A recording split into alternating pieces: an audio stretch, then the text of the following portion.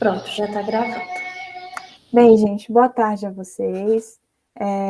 Hoje eu quero agradecer primeiramente a Lamel, né, por ter proporcionado essa oportunidade de apresentação e vir falar um pouco sobre a biologia e principalmente sobre a entomologia forense, tá? Quem se sentir à vontade, interromper para fazer perguntas, tá? Fica a critério de vocês, né, tá bom? Eu não tenho problema nenhum. E espero que vocês gostem, tá bom, gente, da apresentação.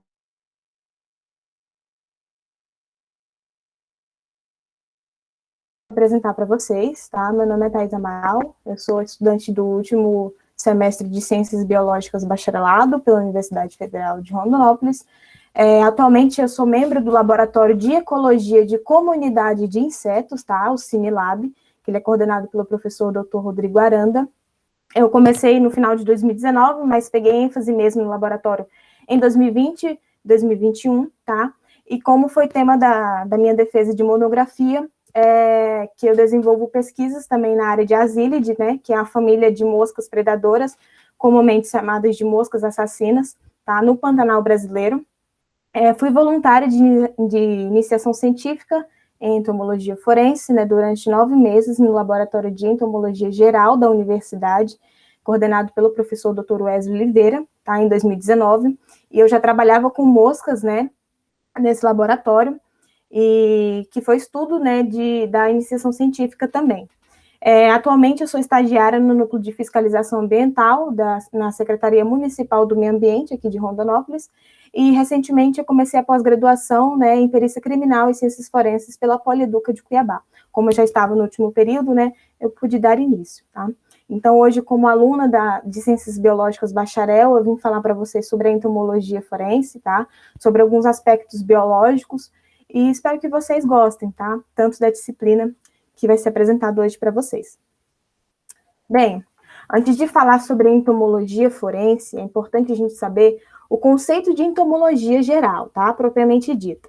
A entomologia, ela é uma área das ciências biológicas que estuda os insetos. Então, dentro da entomologia, a gente vai ter desenvolvimento dos insetos, nós vamos ter a fase, né, o ciclo de vida desses insetos, nós vamos ter as relações ecológicas que ele tem, né, a interação com outros animais também no meio ambiente. Então, tudo vai ser encaixado dentro da entomologia geral, certo? Em grego quer dizer inseto e logia quer dizer estudo, tá? Estudo dos insetos. Então, dentro da entomologia, nós vamos ter a evolução dos insetos, né, onde surgiram e como estão até hoje. Nós vamos ter a ecologia dos insetos, que são suas interações com o meio ambiente também. Nós vamos ter comportamento dos insetos, né, como esses insetos eles agem diante de um predador, né, ou no acasalamento, ou para predar uma presa. Então, vai ter tudo isso também no comportamento. Na morfologia, nós vamos ter de como esses insetos são formados, né? Quais os apêndices locomotores que possui, como ele é considerado um inseto. Nós vamos ter a fisiologia do inseto também, né? A circulação que ele tem. Nós vamos ter a bioquímica molecular, do que quimicamente ele é formado, né? Nós vamos ter a zoologia dos insetos, da sua interação com outros animais. E, por último, nós vamos ter a genética, né? Que hoje é muito usada em questão da área agrícola, né, ambiental também. E dentro dessas bases biológicas dos insetos, é importante a gente começar sobre, né, o filartrópoda. O filartrópoda é um filo de animais que eles são invertebrados, tá? E que possuem exoesqueleto rígido. O exoesqueleto, ele é uma camada, né, protetora para esses animais e que serve de sustentação aos apêndices locomotores que esses animais possuem, tá? Então, dentro do filo artrópoda, nós vamos ter as classes, que é o que separam todos eles, né? Que a gente vai saber diferenciar que uma mosca, ela é diferente de uma aranha, né? Que uma aranha não é um inseto. Então, dentro dessas classes, a gente vai saber a diferença deles. Então, nós temos a classe insecta, né? Que é a classe dos insetos, que tem mais de 1 milhão de espécies já descritas em todo o mundo, tá? Os bichos dessa classe, eles são caracterizados pelo seu corpo ser formado por cabeça, tórax e abdômen, um par de antenas e 3 pares de pernas, tá? Alguns insetos vão possuir asas e outros não. Então, para eles ser considerados insetos, eles têm que possuir essas características, tá? E dentro da classe insecta, nós vamos ter as ordens, que é o que separam todos os insetos, tá bom? A gente vai ter as ordens chamadas dípteras, que é a ordem das moscas e dos mosquitos, tá? Nós vamos ter os coleópteras, que é a ordem dos besouros, e Hymenoptera, que é a ordem da vespa, formiga e abelha, tá? Eu listei outras ordens também para vocês, mas essas em vermelho são a de interesse forense, tá? Que mais na frente eu vou estar dando a introdução para vocês.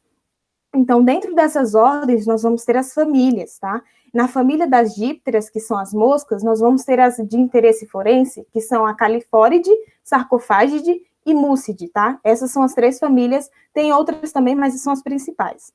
Nós vamos ter na família na ordem dos coleópteras as famílias Carabide, Scarabeide e Monotomide, tá? De interesse forense. E na família na ordem dos himenópteras, nós vamos ter as famílias de interesse forense, Formicide e Apide, tá? E dentro da entomologia, né, eu coloquei aqui umas imagens para vocês também, de características de cada família, tá? Essa é uma mosca, ela é da família Califóride. Aí é uma mosca da família Sarcofágide, tá? Aí aqui a gente tem um escaravelho, né, um besouro da família Scarabeide. E aqui a gente tem a representação de uma formiga da família Formicide, tá? Então, dentro da entomologia, como ela tem várias vertentes, né, nós vamos ter a entomologia forense, né, que nada mais é que a ciência que aplica o estudo dos insetos a procedimentos legais. Então, tudo que eu falei para vocês sobre zoologia dos insetos, sobre comportamento, sobre formação, ciclo de vida, vai servir como base para investigações criminais, né, para procedimentos legais. Então, a entomologia forense, né, a gente trazendo num aspecto de contexto histórico, essas pesquisas, elas nessa área, elas começaram em 1850, tá? Mas somente a sua primeira aplicação, né, inconscientemente, digamos assim, foi em 1235, na China, tá? Os livros de medicina legal, eles citam bastante esse livro, que é um manual chinês, tá? Escrito por Sang Tzu, descrito como The Rational Way of Wrongs, tá? E ele cita um caso de homicídio, tá, gente? Esse livro, nesse homicídio que ele cita, foi um homicídio através de um instrumento curto contundente, tá? Uma foice, que aconteceu nessa lavoura. E os investigadores, né, na busca por vestígios, ou saber principalmente de quem é a autoria do crime, né? Eles avistaram que uma das foices estavam com a presença de vários insetos, né? E que eles eram atraídos por vestígios, né? De decomposição de matéria orgânica nessa foice, né? E rastros de sangue também que eram imperceptíveis a olho nu. Então, como cada um trabalhador daquela lavoura tinha o seu instrumento, né, de trabalho, eles pressionaram o dono daquela foice, né, e ele acabou confessando a autoria do crime, tá? Então, foi aí que eles utilizaram a entomologia forense sem saber do que se tratava realmente, né?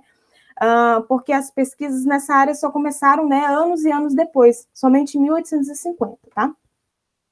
A primeira utilização, né, dos insetos na investigação criminal realmente, né, conscientemente falando, foi em 1855, tá, na França, por Begret. Ele utilizou esses insetos, né, como indicadores forenses através de uma ocultação de cadáver, né, que foi encontrado no corpo de uma criança, tá? O corpo estava revolto por uma capa de gesso, né, mas tinha a presença de insetos sobrevoando aquele corpo. E aí como a sucessão dos insetos, o crescimento dos insetos é importante para descobrir o real, né? Quantos dias aquele corpo está ali depositado, e como naquela casa havia moradores recentes, né? As suspeitas levaram aos antigos moradores, porque o crescimento dos insetos já eram de dias, né? E não batia com a data que aqueles moradores novos estavam ali. Então, eliminaram eles como suspeitos e levaram ao principal suspeito a antiga família, né, pela autoria do crime. Só que essa área da entomologia forense, ela só se tornou conhecida após 1984, tá? Mundialmente conhecida pela autoria, né, do livro do Jean-Pierre, escrito como Le Faune de Cadavre, onde ele descreve que no corpo, né, que visitam que é onde tem a fauna de insetos que visitam o cadáver, há 8 legiões distintas, né, que diziam 8 ondas, por exemplo, de insetos que visitavam aquele cadáver, né, sucessivamente. E que sucedia de modo previsível no processo de decomposição, com duração de cerca de 3 anos, tá? Só que, como a França foi o berço da entomologia forense, esse mesmo processo de 8 ondas não pode ser aplicado no Brasil, né? Porque o Brasil ele tem um clima totalmente diferente do clima europeu, né? Aqui é mais quente, lá é um pouco mais frio, então a duração de decomposição do cadáver é muito maior lá fora do que aqui no Brasil, né? Em território nacional. Então, assim, não pode ser aplicado. Por isso que existe já estudos né, do Brasil para poder descrever esse tempo de processo, né? E visitação dos insetos no cadáver. Então, através de Roquette Pinto, em 1908, e Oscar Freire, de 1914 até 1923, né, fizeram estudos para derrubar essa questão desses trabalhos que foi feito por Jean-Pierre, né, no Brasil, no caso. E depois desses trabalhos, o assunto ficou um pouco esquecido no Brasil. E só foi ressurgir novamente em 1987, através de Monteiro Filho e Penereiro, tá? E algumas instituições, né, trabalho de algumas instituições, elas foram consolidadas, como, por exemplo, em São Paulo, pela Unicamp, né, e a Unesp, o ICCE, né, a Fiocruz, pelo Rio de Janeiro, a UFPR do Paraná, a UNB, né, em Brasília, a Polícia Técnica da Bahia, a UFPE de Pernambuco, né, e o Instituto INPA do Amazonas, tá? Então, esses trabalhos, eles se tornaram consolidados após 1987. Bem, e aqui entrando no contexto da entomologia forense, a gente tem as classificações da entomologia forense, certo? Nós temos 3 classificações. A entomologia forense urbana, a entomologia forense de produtos estocados e a entomologia de médico legal, que é o que mais nos interessa, né? Mas classificando todas elas, nós temos a urbana, que se trata de ações cíveis, né, envolvendo a presença de insetos, que acabam esses insetos danificando, né, esses imóveis. E essa modalidade, ela é muito utilizada em ações, né, envolvendo compra e venda de imóveis, tá? Na parte de produtos estocados, nós vamos ter a contaminação em grande parte dos produtos através de alguns besouros, no caso o caruncho, né, que ataca os cotilédones de feijão, e isso acontece muito em mercado, armazém, que é muito grande, acaba acontecendo a contaminação, se passar do tempo, né, de armazenamento, por exemplo, e depois do advento da lei do consumidor, os exames periciais foram muito solicitados nesse caso, tá? E, por último, médico legal, que envolve a área criminal, principalmente a morte violenta, tá? Que é o que a gente vai partir daqui sobre a entomologia forense. Então, na parte da médico legal, nós vamos ter as aplicações da entomologia forense, tá? A de entorpecentes, a de maus tratos, as aplicações nos casos de morte violenta, sequestro e crime sexual. Então, a entomologia forense, ela se encaixa em cada um desses pontos. Eu vou explicar para vocês agora como que funciona, tá? No caso de entorpecentes, a gente tem como identificar a origem da cannabis sativa, né, de onde essa droga veio, através dos insetos que são acompanhantes da droga, tá? Na hora da pressagem do vegetal, né, alguns insetos que são acompanhantes, eles ficam retidos ali. Então, para uma perícia, né, boa, para saber se a droga é realmente droga, né, e para saber de onde ela veio, né, os peritos, eles traçam a rota, né, do tráfico através da identificação dos insetos, né? Porque na biologia tem uma área chamada de endemismo, né? Que é onde uma espécie, seja de inseto ou qualquer outro animal, ela é restrita a um local. Então, vamos supor que apreenderam uma grande carga de maconha no estado do Rio de Janeiro. E aí eles, né, tem que ser feita a perícia para constatar que é realmente uma droga, e ali no momento da perícia eles encontram pedaços de insetos, ou insetos mesmos, né, inteiros, por conta da pressagem do vegetal, e eles, né, para uma boa pesquisa, esse inseto ele é restrito ao estado do Mato Grosso, né, então a gente pode constatar que a rota, essa droga pode ter sido, né, vinda de lá ou passado por lá. Então, nesse caso, que é a identificação dos entorpecentes, né? Então, vou mostrar para vocês aqui alguns insetos que são acompanhantes dessa droga, tá? Nós temos um exemplo da mosca da família Melichidae. A gente tem outro exemplo aqui da mosca da família Ascaridae. E, por fim, a gente tem um exemplo da mosca da família Drosophilidae, tá? Da espécie Drosophila busque. Então, esses insetos que eles são acompanhantes dessa droga, tá? No caso de maus tratos, a gente pode aplicar a entomologia forense, né, para identificar há quanto tempo aquela criança ela foi, ou aquele incapaz, ele foi desprovido de cuidados higiênicos, tá? A gente tem trabalhos de Lorde e Rodrigues, tá bom? Onde eles apresentam discussões técnicas para aplicação da entomologia forense em investigações de casos judiciais, tá? Citando como, por exemplo, a investigação de um caso de negligência, tá? Que foi o caso da criança, né, de quando ela foi desprovida dos cuidados higiênicos. A gente tem trabalho também de Goff e companhia, né, em 1991, onde eles usam o tempo de desenvolvimento de larvas da família Califoridae, né, coletados no material fecal de uma fralda e de uma criança que foi vítima, né, de maus tratos e um suposto tentativa de homicídio, desculpa, né, para verificar o período que ela foi exposta ao abandono, tá, dos tutores. A gente tem Benek e Lese no trabalho de 2021, tá, que eles aplicam o quê? Através do crescimento dos insetos, né, eles puderam afirmar que a pessoa, antes de morrer mesmo, ela já estava sendo manifestada pelos insetos, né? Já tinha a manifestação de alguns insetos naquele corpo, né? Por falta de cuidados também, né? Através do padrão de sucessão e tempo de chegada de algumas espécies. No caso de morte violenta, a gente pode aplicar a entomologia forense, né, na interação de insetos e a morte. Então, nós vamos ter insetos que são necrófagos, que são insetos que se alimentam exclusivamente do cadáver, tá? Eles não se alimentam de outra coisa, somente da matéria orgânica em decomposição. Nós vamos ter os besouros, as moscas, né? Essa mosca, eu tirei foto dela no laboratório, tá? Ela estava sobre um cadáver de um projeto de entomologia forense da universidade.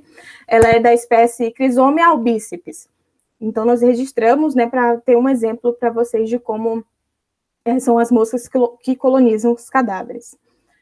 Nós vamos ter os insetos que são onívoros, que são insetos que se alimentam tanto do cadáver como da fauna que compõe aquele cadáver, né? Um exemplo que eu posso dar para vocês é a formiga. Essa foto também foi registrada nos experimentos do trabalho de entomologia da universidade, onde a formiga está carregando uma larva, né? A gente observou que essa formiguinha ela entrou dentro da bandeja, pegou a larva e saiu de novo. Então, assim, enquanto outras formigas estavam se alimentando do cadáver, né? Nós vamos ter os insetos que são parasitas e predadores. A gente tem um exemplo de uma mosca chamada da família Tachinidae, tá? Que ela é uma mosca parasitoide de outros insetos. Os predadores, a gente pode dar um exemplo de um gafanhoto, né? Que eles vão predar insetos que estão sobre a carcaça. Eles não vão se alimentar da carcaça em si, tá? E nós vamos ter os insetos acidentais, que por algum motivo, né, estão ali no meio. Eles não se alimentam da carcaça, né, ou não se alimentam do corpo em decomposição, mas também não se alimentam dos insetos que estão ali. Mas por algum motivo eles estão no meio ali de todo mundo.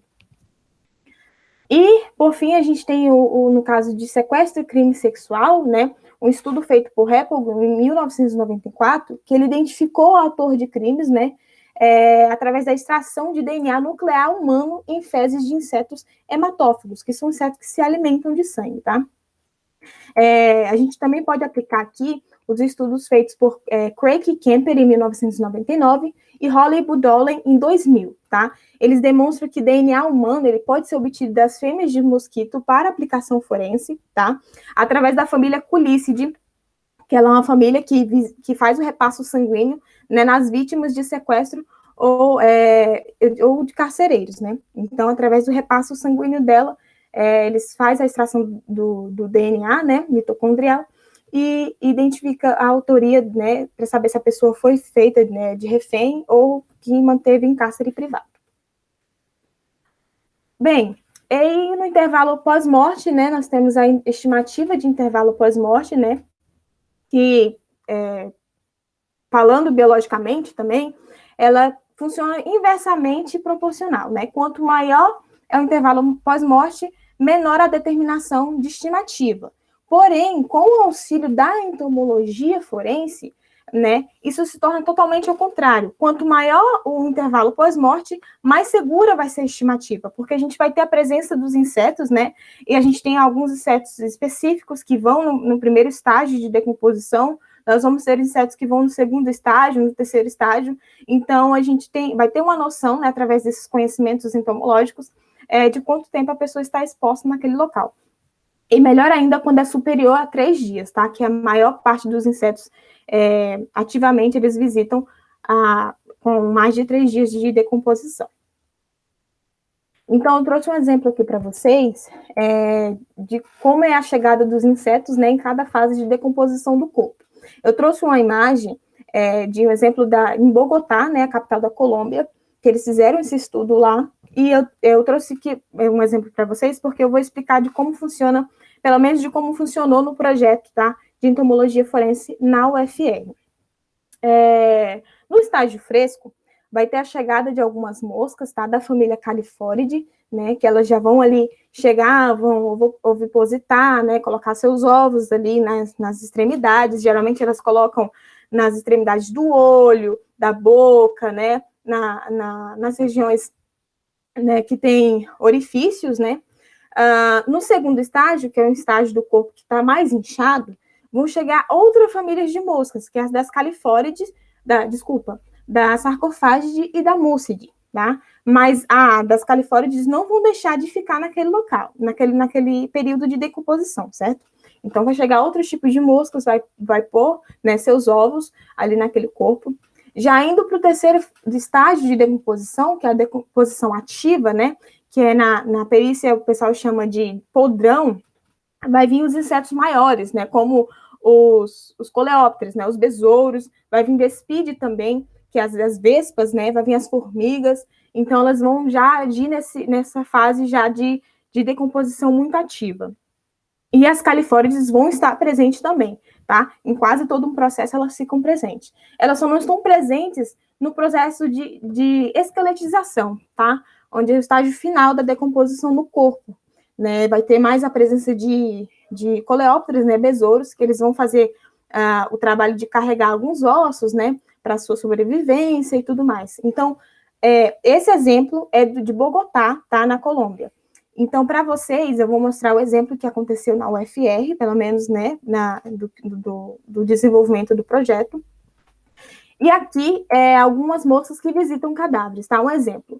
Eu trouxe para vocês o exemplo da Crisomia megacéfala, tá? Que ela é uma das moscas bem comum de se encontrar na decomposição de um cadáver. A gente tem na primeira foto ovos dessa família, dessa espécie, né, dessa família. Nós temos a larva, né, um exemplo dessa larva, a pupa e o inseto adulto, tá? O exemplo de coleóptera que eu trago para vocês é o Scarabeide, tá? Como espécie Orectis nasicornis. A gente vai ter aqui a fase do ovo, a fase da larva, tá? Essa fase da larva, ela vai ter uns 4 estágios, né, até ela se tornar um pouco maior, e daí vai ser a separação, né, para que ela torne ou fêmea ou macho, e no final, né, a gente tem a diferença bem drástica, onde o macho vai ter a presença do chifre e a fêmea não vai ter a presença do chifre, tá? Então, nesse caso, é um pouco mais fácil de identificar quem é o macho e quem é a fêmea. E outra espécie também de interesse forense é a formícide, tá? A espécie da Atta laevigata. Ela é aquela imagem que eu mostrei para vocês da formiga carregando a larva, né? Eu coloquei um ciclo básico aqui para vocês entenderem como que funciona. Vai ter os ovos da formiga, né? Os estágios da larva, a pupa e, por fim, o adulto. Depois esse ciclo vai voltar novamente, tá? E agora eu vou mostrar para vocês, né, exemplos do que a gente trabalha na UFR, né, do que eu trabalhei, pelo menos, durante os 9 meses que eu tive como voluntária de iniciação científica pela UFR, né. Antes de tudo, eu quero falar para vocês que nós utilizávamos porcos, né, Só que eles passaram pela banca de ética, então nós utilizávamos somente os porcos, né, já sem vida. A gente recebia por doações, né, ou de casas que faz o frigorífico, no caso, né, ou então da galera de zootecnia, tá, da universidade, que tinha a porca, né, tava para ter os bichinhos, e aí, quando um ou outro nascia morto, eles já doavam para a gente fazer esse experimento. Então, a gente casava a data do experimento com a data em que a porca já estava no trabalho de parto, né? Para a gente ter uma esperança de que algum ou outro já ia nascer morto para poder fazer esse experimento, tá bom? Então, a gente apresentar para vocês. Essa moça que está do meu lado é a Bruna, né? Ela trabalha com coleópteras, né? Com besouros na universidade. Nós vamos ter a Bela também, que ela trabalha com moscas também, assim como o meu trabalho, e o Diego, que ele trabalha com as formigas. Mas nas coletas, nós coletávamos, né, ali eu coletava besouro, elas coletavam moscas, era bem interativo, então não tinha especificadamente eu só coletar moscas, né, a Bruna só coletar besouros, ou o Diego só coletar formigas, tá? Então, aqui eu trouxe uma foto para vocês de como a gente montava as carcaças, tá? Nós utilizávamos esses porquinhos, como eu falei, já mortos, né? Nós colocávamos nessa gaiola pelo seguinte motivo: para não ter a interação, né, de outros animais carregando a carcaça ou modificando o local. Então, nós prendíamos essas gaiolas em árvores, né, ou em troncos, ou em pedaços de madeira que sejam fixos no chão, e colocávamos uma bandeja com serragem dentro, justamente para as larvas que forem se alimentando do cadáver, e quando cessarem do alimento, que elas têm que virar pulpa, né? Então elas vão para um lugar mais escuro para empulparem, elas já caíam dentro da bandeja e se pulpavam ali na serragem. Então a gente tinha uma amostragem bem grande, né? O esforço amostral grande dessas larvas. Então a gente tinha uma quantidade de porcos bem boa para o experimento. A gente tinha de 4 a 5 porcos, né? A maioria das vezes nós utilizávamos 4, né? E o quinto ficava só como, se não tivesse como, se desse algum erro em outro porco, né? Já tinha um de base para servir de exemplo. Aqui no primeiro teste, deu um pouco errado, digamos assim, porque mesmo prendendo na árvore, né, fechando a gaiola, trancando a gaiola, a gente teve, né, um empecilho de alguns animais, como o urubu, conseguir arrancar uma das gaiolas, né? Que foi na primeira imagem aqui, vocês podem ver que essa gaiola está bem torta, né?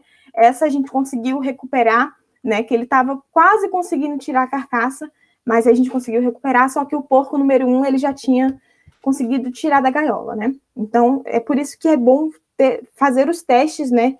Para a coletagem dos insetos.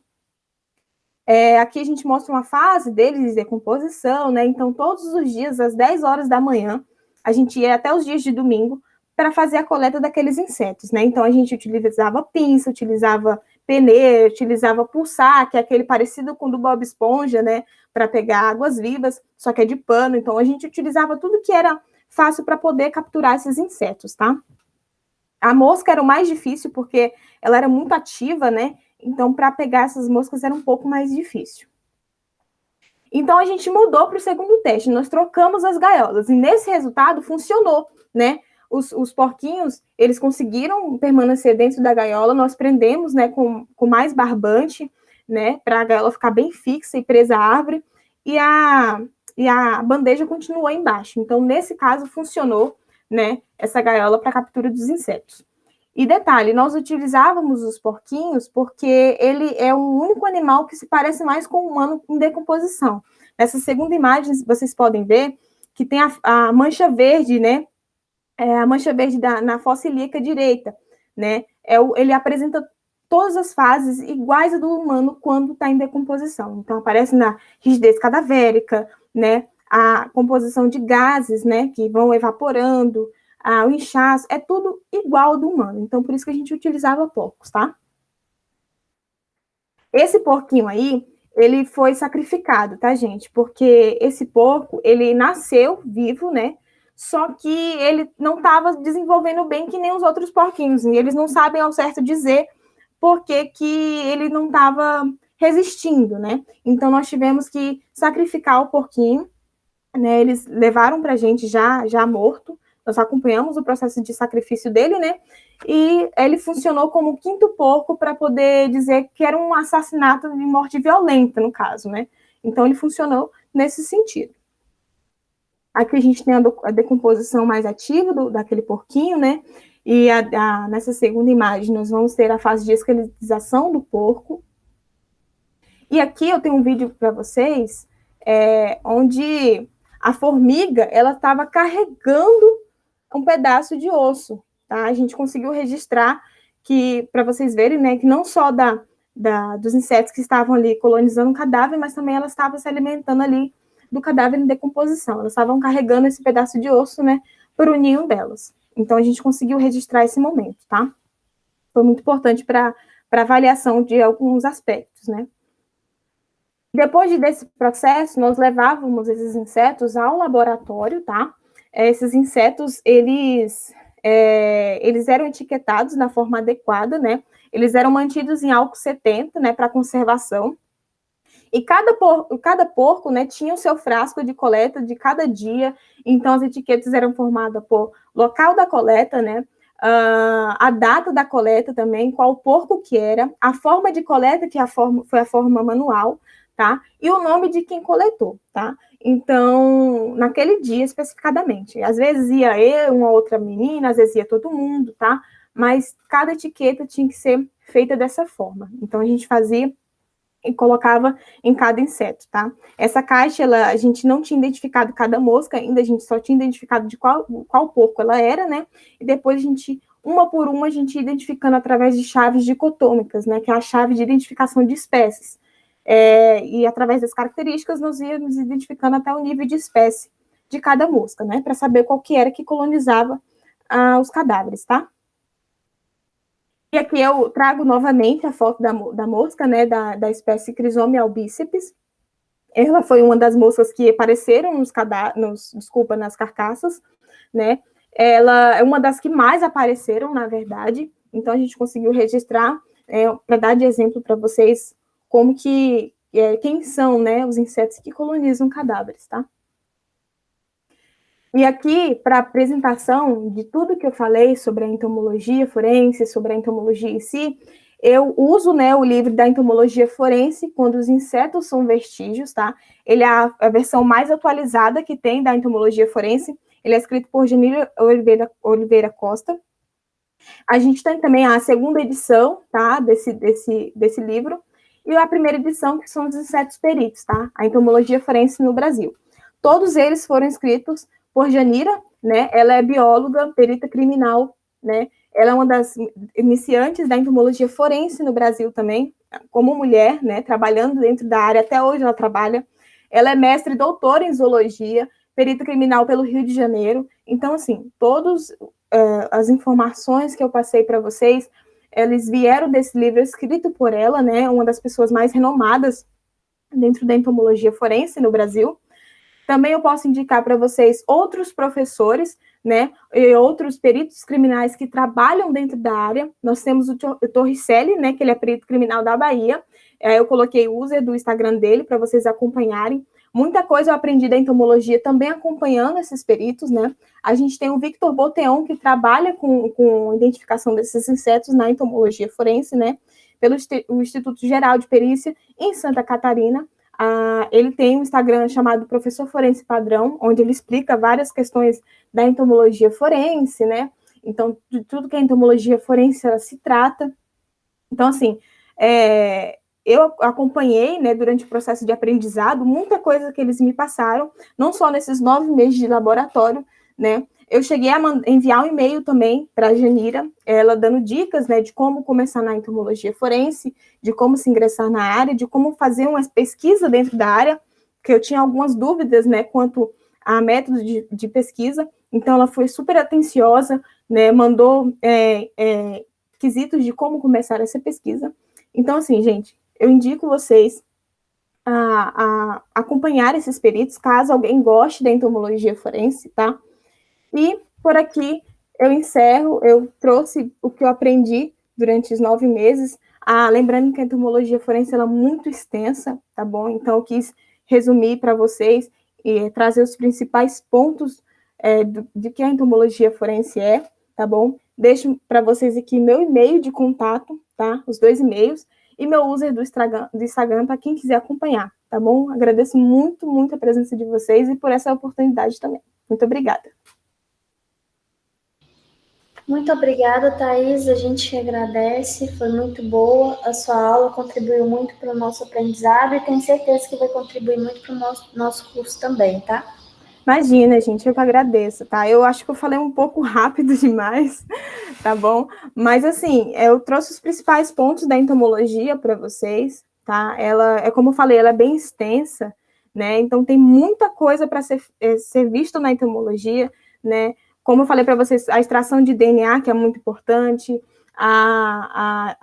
os métodos que são usados para saber, né, se é droga ou não. Tem um ponto também importante, né, sobre a identificação dos cadáveres, se o cadáver foi removido do local através do inseto, né, que entra naquele quesito de endemismo, né, onde uma espécie ela é restrita a um local, então vai funcionar mais ou menos da mesma forma, né.